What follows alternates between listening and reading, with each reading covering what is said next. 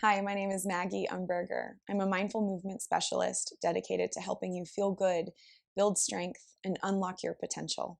And today I want to talk about one small but one really big thing that totally changed my practice. And it's something I wish that I had learned right from the get go, not just when I started teaching, but all the way back when I started practicing Vinyasa yoga. It's really been a thread through how I move in every facet of my routine, whether it's a workout, a yoga practice, even meditation. And here is what it is: it's the distinction between the intention or the purpose of a pose, a posture in yoga, or a movement, and what we tend to get hung up on, or at least what I know I was hung up on for a really long time, thinking that there is an end goal to a pose.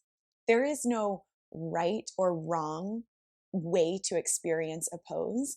And honestly, the way that you can experience something has a lot of different rights. Sometimes it's what's right for you in any given moment.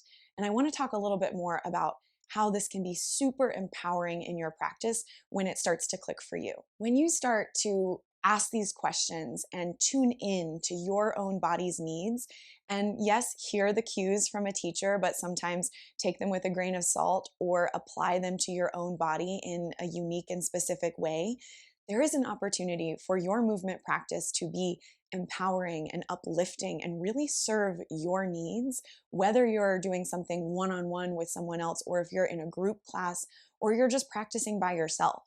Our bodies are always changing, and what we need from the practice can also change as well, depending on stress levels, what's going on in your day, your week, your other workouts, your routine.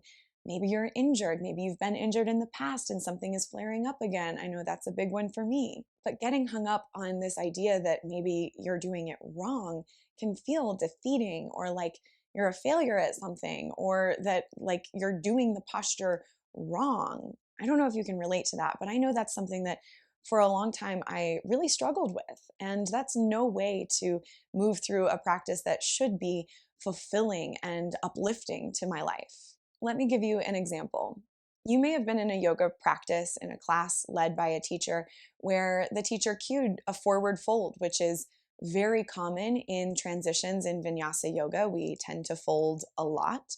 And so if the teacher cued forward fold, fingertips to the ground, it insinuates that the goal of the pose is to put your fingertips on the ground. And I'm sure that teacher meant nothing by it. It's just a cue you can give. But if the real goal of the pose is to help you expand more of your posterior chain, and yes, get that full stretch from the whole back body, but also to tune inward. Sometimes I even like listen to my own breath when I'm in a forward fold. It's a very introspective shape to be in, as well as to stretch the hamstrings and feel your feet underneath you and how all of your body is connected by really feeling your feet on the ground. It's the transition point to move into a halfway lift or to step back to a high plank. And being in that forward fold, really grounded on your feet, can give you the support that you need to move into the next posture with safety and security and feeling strong. And you can get all of that without ever putting your fingertips on the ground. And maybe your fingertips will never touch the ground. Maybe that's just part of the proportions of your arms and your legs, and that's totally fine. So, my invitation for you today is, maybe it's specifically in a forward fold. Feel what you feel in that posture. Notice where the weight is in your feet.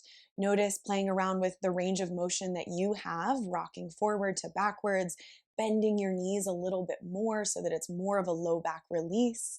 Just exploring different variations of that forward fold without this context of trying and forcing to get your hands to the ground. And remember, this pose is intense. It's a big stretch. So if it's a big stretch for you, that's great. That's totally fine. But it also doesn't always have to be. In Sanskrit, the term Uttanasana, forward fold, literally means intense stretch pose. But we can't always do everything to the most intense degree all the time. So if you're on your mat often, I encourage you to create a bigger spectrum for yourself of moving through postures in a way that is sometimes stretching you to an edge if that feels supportive to you, but sometimes it can be more about a nervous system release. Sometimes it can be more about the introspection of tuning inward.